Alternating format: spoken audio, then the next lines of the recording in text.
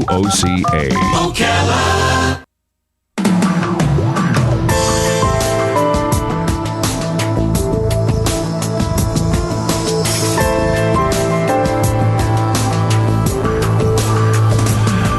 All right, 5 minutes after 11 o'clock, let's talk about sex, baby. Okay. I'm ready. Dr. Douglas Weiss is on the phone. He's a licensed psychologist. He's the clinical director of Heart to Heart Counseling Center in Colorado Springs, Colorado. It's our second call to Colorado today, isn't it? Yes. He's the president of the American Association for Sex Addiction Therapy. And his best-selling book is called 5 Sex Languages, Teaching the Language of Sex That You and Your Partner Are Pre-Wired to Enjoy. I always thought it was just the men who were pre-wired. I thought you ladies, we kind of had to connive you into all this stuff. Well, you do, sort of, but sometimes, we get animal and we just can't wait. We're the ones that do the jumping. That's the hard wiring part. That's the part. Exactly. We understand that very well. Dr. Weiss, good morning, sir. How are you? Well, good morning, Larry and Robin. How are you? Good. You have brought a fun topic to our show this morning. Thank you for doing that. Oh, your audience is going to love you. Oh, good. So tell me about what do you mean by languages? That's maybe the first question. What is a sex language? Well, all of us have kind of sexual preferences as far as our style of sexuality, and once you kind of learn that language of your spouse or partner, you can really accelerate their sexual experience, and if they care enough to learn yours, it's mind-blowing. Can we give an example without being too graphic for morning radio? Absolutely. Okay. No, this is really clean. The whole book's clean. There's no pictures or anything in it because it's not about that. So let's suppose that one of you has the fun sex language, okay? So in a mature version of that person is looking for spontaneity. They want to have different locations, maybe try a little something different. Experimenting's okay with them. They're kind of more open to that. And their pleasure is combining sexuality with some fun and some creativity. Now, if you know that, and then walk through every stage of sexuality, the sexual environment you create for that person, the sexual invitation you create for that person, the communication during the foreplay, during the act, and afterwards even, how you can totally envelop that encounter from beginning to end in the way they prefer it. Okay, and so you have to. I mean, obviously, this is between two people who've come to love one another. Well, it's going to take more than a one-night stand to figure out someone's language. Yeah. I mean, okay. So but you're going to have to spend some time. It would take you longer than that just to read the book. Okay, if you listen to pop culture, I guess that's the best way to say that, to make a big blanket statement. It almost sounds like men. It's easy. It's an easy language. So women have it a lot easier than men. That's not true. That's not true. Okay. Not true. That is a myth, because men have sexual preferences too. Now, men have usually less ability to communicate them, and so it keeps everybody jacked up. But I'm glad you said up. In the 5 sex languages, we actually give men a language and the material to walk through this with his partner and be able to express, oh, yeah, I really connect to that. I'm a patient guy, or I'm a desire guy, because that's huge, or I'm a patience guy, because some guys, they really do like to have time and take the time during foreplay, and they like that long thing. They don't want to just be jumped. Now, but if a wife doesn't know that or a partner doesn't know that, they're both going to be frustrated. Is it has our thoughts on sexual relationships changed over the years? In that, this is the way it was basically told to us when we were kids. Rob and I are both 61, so just so you know where we're coming from, it's basically something the guy wants, something the woman has a duty to do. Now it's not that way. That's a pathetic message, yeah. It is a pathetic message, yeah. It's a hard pill to swallow, isn't it? But now the message is, no, come on, you both like it. It's fun for everybody. It is. Now, I think that with, gender-wise, we do need to understand that for a lot of women, sex is not just an act, it's part of the whole relationship. So in the 5 sex languages, I teach men and women how to have emotional intimacy as well, so they can bring that strength to the sexuality. It's really a lot better lovemaking when you actually love the person and like the person you're with, whether you're married or not. Yeah, well, and so having them like each other during sex is really important. Sometimes things happen. A woman might have to have a hysterectomy, not because, it's of her age, but maybe because she's had something going on, and that's what the doctor prescribes in order to keep her from dying. And then after that happens, maybe she feels inadequate, even though she didn't want any more children. Maybe she still feels inadequate and kind of shies away from the sexual advancements of the man. How do you get her back into the exciting mode? With the hysterectomy, oftentimes the hormones get so whacked out that if those aren't taken care of, she can actually lose all sexual desire. And it's really important women who have hysterectomies to make sure that their hormone levels are up, especially the testosterone levels and stuff like that, because it can just drop their sexuality right down to the basement. So that's really important. But if you're talking her language, it's a lot easier to get her enticed. Whether if she's a patient, if patience is her love language, and you invite her correctly, you know what, I want to spend an hour to touching you, and I want to touch you all over and enjoy you before we have any kind of sexual encounter. Oh, yeah, that's a lot easier to talk a patient person into. Oh, yeah, I'm ready. Right? So we found yours. Yours is easy, okay? So you want time spent. So you're the patient love language. And I think more women are that than men generally, but the patient love language, and so for your male audience, if you have a patient wife or a partner, making time for sex is really important. Taking time in each phase. For them, this is like a 5-course meal. This isn't just like an appetizer and we're done. They want to enjoy every phase. It's never, the quickie doesn't work ever? No, it'll be okay as long as in the context of there's a good portion of the sexual experiences that is the way they want them. That's what this is all about. And you're bringing up a really good point, Larry, that you usually are in a sexual relationship with someone who has a different sex language than you. So you have to negotiate. So, like, suppose, I don't know if Robin's married, but if she is, are you married, Robin? Yes, I am. Not to Larry. Okay, so if your husband says, okay, well, first of all, get him the book so he knows what we're talking about. And once you teach him, you can say, okay, this is really what I like, and this is how you can invite me, and this is how, you can do this. This would be fantastic. But then you also would say, okay, well, what do you like? And maybe he's more the fun guy, or he's more the desire guy, where he wants to be wanted is really powerful for him.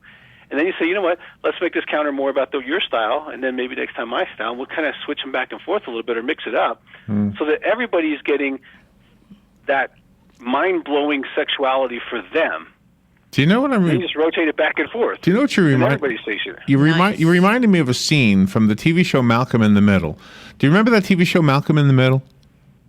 That would be a while. Go ahead. Okay. Well, anyway, there was a scene, and it was a comedy, of course, sitcom, and there was the husband and the wife, and there was one scene they were sitting on a park bench toward the end of the show, and she's saying to him, "We've done everything you've ever wanted to do, right?" And he goes, "Oh yeah, we've done everything." And she goes, "Wait a minute, I detect something in your voice. If there's anything we haven't done, let me know." He goes, "Nah, you'll never want to do it." So he whispers to her what he would like to do. And the next scene you see, he's coming out of an adult novelty shop with 2 bags filled with stuff. So the message is funny. It's a funny ending scene, but the message you get as the viewer is, oh my gosh, there's a lot she still wants to do. Mm-hmm.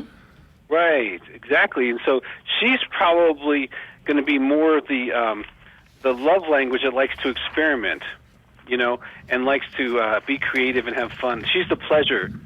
She's the pleasure sex language. They want to learn about sexual pleasure. They want to keep growing sexually. They want to experiment with taking their pleasure to a higher place, both theirs and their spouse. These are great people to be with, by the way. They are very aware of pleasure, and they love the whole being pleasure, not just the body, but speak to me this and try this language and do this. And so this person, like we talked about, the fun person likes to have fun. This person likes to kind of like almost experiment and try, and for them, that's a pleasure. So what you just saw was an example of sex languages in a comedy where they didn't really know, but he's like, okay, and then Yeah, give it a shot and try, right? Let's take a little break, and there's so many differences in the sexes. Maybe we can explore some of that on the other side of this. Dr. Douglas Weiss is on the phone. The book is called 5 Sex Languages, Teaching the Language of Sex That You and Your Partner Are Pre-Wired to Enjoy. Fun conversation. We'll take a break and be right back. Yeah, I'm that drip coming down from the corner of the room. But where did I come from? I'll never tell. Bone Dry Roofing can and will fix it right the first time using quality materials and will deal honestly and fairly with you, period. You can find Bone Dry Roofing on their website, bonedryroofingllc.com, and Facebook at Bone Dry Roofing LLC. Do it right before your roof needs a tarp to keep the elements out. Bone Dry Roofing stands behind their work to help make your home safe and secure, plus they have financing available. Remember, if you're not bone dry, then you're all wet. Gene Powell Pasture Mowing. Gene and Debbie would like to thank you for another successful year of business. We also want to wish everybody a safe, healthy, and prosperous 2016. We are ready to be of service with our pasture mowing. 352-629-2440. Locally owned and operated, experienced and reliable, commercial and residential, licensed and insured. Powell Gene, Gene, at yahoo.com. 352-629-2440. Gene Powell Pasture Mowing. 352-629-2440. Palm Garden wants to get to the heart of the matter. If you've been in the hospital as a cardiac patient, maybe you have a pacemaker or congestive heart failure or an arrhythmia, or perhaps you're a heart bypass patient, then consider Palm Garden as your rehab choice. With proven outcomes second to none, Palm Garden fixes broken hearts. Call today at 854-6262. That's 854-6262.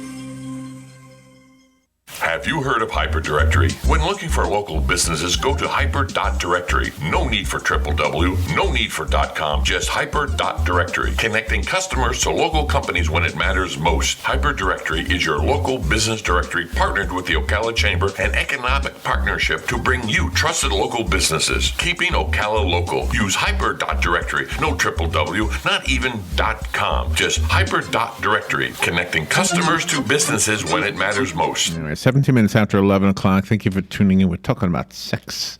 Dr. Douglas Weiss is on the phone. The book is called 5 Sex Languages. Doctor, I want to ask you something. That we're always told that men are visual and women aren't as visual.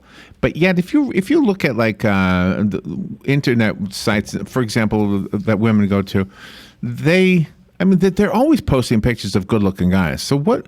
Sure, with ripped abs and yeah. So right. So okay. So let's say a guy wants to communicate to a woman something he had this idea about. Okay, and he got the idea, let's say, from a film or like a video, a porno or something like that, right? That could be trouble. Okay. Okay. Am I getting you in trouble? Okay. So that could be trouble if she doesn't know he's looking at pornography. If they have an agreement that pornography is cool, then that'll be okay. But if she's like, all of a sudden, she realizes he really has a porn problem. Now we have a whole other discussion. Is that a problem? Okay. All right. She's cool with it. So we'll go with your story. She's cool with it. He has an idea. Or let's say he's at work and one of his guys says, "Look at this," and he goes, "Hey, can I get a copy of that? I want to show my wife. Hey, honey, look at what Bob had at the office." I'd love to try to do this. Would that be an improper way of communicating what he wants to do?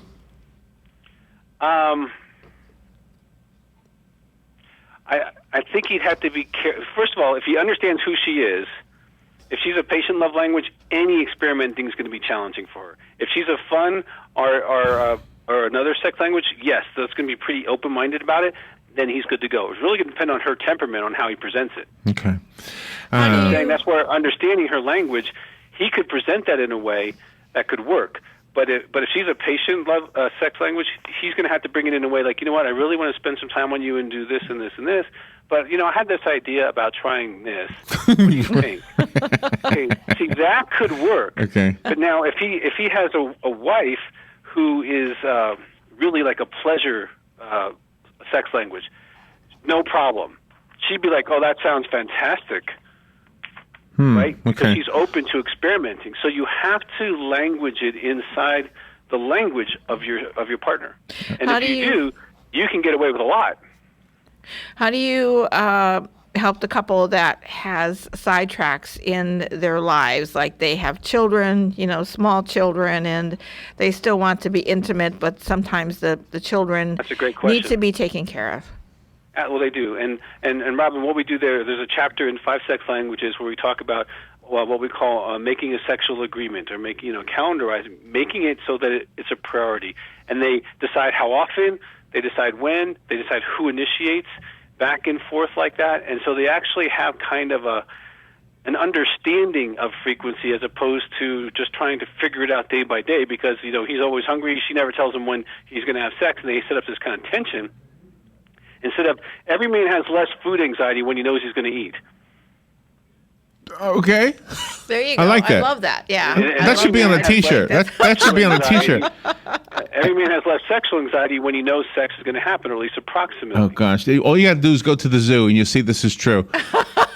Do you know what I mean? Have you ever? Totally. Yeah. You're in Florida. Go to Disney. You don't feed those guys after a couple hours. They're miserable. Yelling at their kids who spend thousands of dollars to think. All right, let's go to the phone. Let me take a phone call. Dr. Douglas Weiss is our guest. The book is called 5 Sex Languages. Good morning. You're on the air. Thank you for waiting. Yeah, good morning to you. How are you doing? I'm doing pretty good. I just wonder if there's any help for anybody that was 91. Absolutely. There's probably at least one good idea that you and your wife could try, and it mess you up. Thank you, Norm. That's Norm. Don't die until you try. One more word, and I'll be out of here. Go ahead. I want to thank you for what you did on my birthday last year. I don't know whether I did or not, but if I didn't, I'm thanking you now. Thank you, Norm. No, you did, and you're a sweet guy. Thank you, Norm. Appreciate the call. Adios. Appreciate the call. He just lost his wife, actually, so that's kind of sad. Yeah. Well, he makes a great point. He's 91. He's 91, yeah. Yeah. There's probably dating sites for over 90. So what? Probably. Okay, I was watching. Do you know Amy Schumer, the comedian, the stand-up lady, funny lady? I think I've seen her face. Okay, so she did a funny video where she's talking about, because men have these videos called point of view, and it's basically what they see when they're having sex. And so she did one from the woman's point of view, and all you can see is the pillow getting closer and go. All she sees is the pillow, or all she sees is this hairy chest up and down on her face, and so it's funny because she's a comedian. But this again goes to the whole visual thing, and if you are with a woman who doesn't like to be seen, aren't they taking? We talk about that. We talk about that in the 5 Sex Languages. We talk about how the brain is made for sexuality. And this is what a lot of women don't know, Robin, is that when you have a sexual encounter, you literally glue and attach to and hunger for whatever you're looking at during that encounter.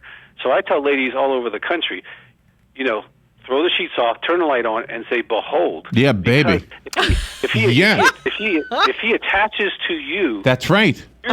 You are what he becomes hungry for sexually only. That's right, and that's what they don't understand. He's not going to struggle with as much lusting and porn. He's not going to struggle with. You should be the president. Sexuality. I thought about it, and so when if you want your man to want you, turn the light on. Take your clothes off, have a good time, talk to him during sex, and he will not be able to think about anyone but you. That's only. it. That's it. That's it. amazing. If women get that, Yes. they become outrageous. And if men understand that women need emotional and spiritual and nurturing and acts of service to provide that sexual stimulation, they become outrageous. See, there's nobody we just have to work on this. There's nobody This is who looks wonderful. worse in the Great room stuff. naked than the guy. There's two people in the room. They're both naked. You're not gonna. That's why women aren't visual. If women were visual, guys wouldn't be having sex. That's exactly right. I think the same, except for maybe Justin Bieber. He might be having some. I don't know. Don't have beautiful babies. But you really make a great point, because you can't be naive all of your life. You're naive in the very, very beginning, but then all of a sudden, your eyes are open to everything, and you just can't be naive. You have to go with everything. If there's something that's really repulsive, you just, stand adamantly and It's say outside no, the garden. but you just have go. them create a garden. What's acceptable in our garden? What's not acceptable in our garden? Let's play in the garden. I love that. It's a lot of fun. You can't forget It's a that lot word. of fun, and appreciate you guys opening this topic up, because there's a lot of couples who don't have the tools to have this conversation, and the 5 Sex Languages gives them the tools, and they can have an incredible sex life if they want to learn, if they want to grow. Do you work directly with couples? Is that part of what you do? We have 3 and 5 day intensives where they come to Colorado Springs, absolutely. And then we also have a team of counselors that do telephone counseling, and they can get help that way as well. Telephone counseling. Have you ever had a couple come to you and they were basically not sexually active at all, and that's why they were For 10 coming? and 20 years. I'm sorry? And for 10 and 20 years. And so a lot of them have intimacy anorexia, which is they avoid sexuality and other forms of intimacy. And they can learn a set of tools and actually have an active sex life. I've had them not have sex in 10 years, and by Tuesday they were having sex. What did you do? Can you give us a hint? What you did? That's a whole other show. But first they have to understand what intimacy anorexia is, and that's a website, intimacyanorexia.com. They withhold love, praise, sex, won't talk about their feelings, blame the spouse for all the problems, they're critical, they're pushing away. The spouse feels married and alone. And so once they understand what's going on, then I can find out how he or she got this way, dismantle that, and then get their marriage moving. Valentine's Day was 11 days ago, something like that. Mm-hmm. And before Valentine's Day, we were having a Valentine's Day discussion, and the difference between men and women. And somebody called in and said that you pretty much have to be working on this for a week if you want sex to happen on Valentine's Day. Yeah. And I was thinking, really? You could tell a guy, hey, we're going to have sex in about 5 minutes. No problem. Yeah. So, I don't... But see, if they actually had the 5 sex languages, they would already had an agreement that would go over that week, and they'd know how much sex they were having that week, and it wouldn't be related to trying to, work up a certain amount of washing the dishes to get your sex. That's not part of the way it works. So he wouldn't have that anxiety. Sexual anxiety is like hell for guys. Mm-hmm. Do you know, when women say this, I hope this is okay to say this. Women say, I have to be a lady, but except in the bedroom, then I have to be a whore. Have you heard that? Yes. Okay. Well, I think what happens is they feel like a different expectation from the man, like they need to be the general personality of the woman is going to be generally her sexual personality. So if she drives the speed limit, stops at stop signs, and pays her taxes, she's going to be a little less risque. She's probably more the patient sex language person. Speeding isn't sexy. If she's a person who, goes 10 miles over the speed limit, doesn't care about stop signs, is kind of outrageous in her general life, she's going to be outrageous in bed. No. And so, but then you're paying tickets, and you probably have problems you have to deal with, and stuff like her Facebook friends are probably a little outrageous. So you have to I agree with what you're saying. With that. No. Speed limits are for a reason. I like the fact that the Lifetime Channel created a movie about you called Sex, Lies, and Obsession. I mean, you're really a pro at this. That's a true story. Well, I do a lot with sexual addiction. People fly from all over the world to see me for that. And we could do a show on that another day. But in there's a guy who plays me, and then there's a guy who plays the doctor. It's a true story, and they're still happily ever after. They're still married. And he was a severe sex addict. He got better. It's a great movie. They still air it. That's wonderful. I missed an opportunity the other day. There was a real pretty blonde in a red Corvette, and she was behind me, and I'm turning right. I got my blinker on, and the light was red, and I wasn't turning right because I was being careful. And she... So then I finally turn right, and sorry, and she passes me, and I get a good look at her, and I said, holy mouse, she's a really pretty lady. I should have speeded up. That's right. I should have caught her. I said, hold on a minute. You just communicated something to me that I would like to know more about. You're not married, right? Right. Can you tell? Yeah. Well, that's fine. Yeah. Oh, don't worry. She drives a Corvette, though. Don't worry. Or cylinders. Don't worry. I go the speed limit. I'm not that great at anything. At least you accept yourself. Yeah, I do. I'm accepting of myself. I'm not going to give this book away. I might use this one day. Somebody I'll communicate with. I've always wanted to learn French. Let your friends borrow it. I know how to French. I've always wanted to learn French. Sexual adults accept themselves sexually, it says in the book. They no longer strive to be some cultural, religious, or pornographic idea. It's great. Wonderful. I do have a copy of the book, and I have to go. So call me if you want the copy of the book that I have. We promise you'll get it in a brown wrapper. 5 sex languages. Douglas, do you have a website real quick? 5 sex languages, either the number or the word. And the phone number is 719-278-3708. And love people in Ocala. Have friends down there, so Keep up the good work. All right, 5-second Nice. sexlanguages.com. We will put this interview online so you'll be able to share it. We'll be right back. Fox News Radio, I'm Lillian Wu. The FBI director speaking out on the face-off with Apple over an encrypted iPhone used by one of the San Bernardino The shooters. San Bernardino litigation is not about us trying to send a message or establish some precedent. It really isn't. It's about trying to be competent in investigating something that is an active investigation. James Comey appearing before a House committee a week after a California judge ordered Apple to help the FBI.